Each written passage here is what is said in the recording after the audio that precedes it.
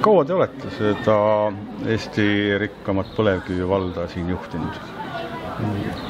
1. jaanuaril saab 25 aastat. Aga ega me alguses rikas ei olnud. Me olime alguses täitsa vaene tavaline vald ja saime riigi toetust ja viimastel aastakümnel oleme olnudki jõukamate hulgas. See tähendab, et põlevkivi kaevandamistasu on tulnud valla kokkusse?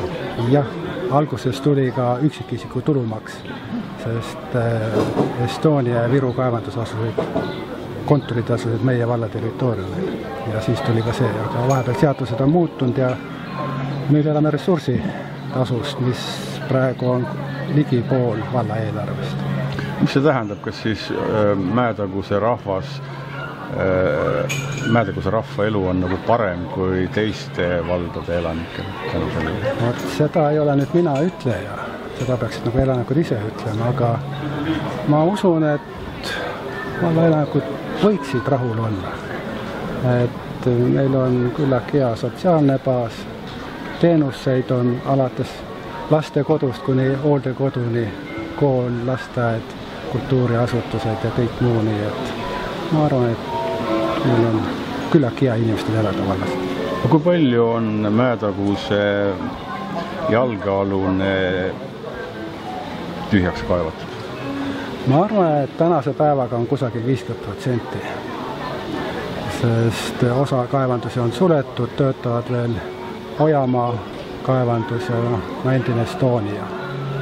Aga jah, meil osa jääb ka kaevandamata, sest me valla territooriumil asub Murakaraba, Selisoo kaitseala ja ka keskuste alused on kaevandamata, kus on tervikud.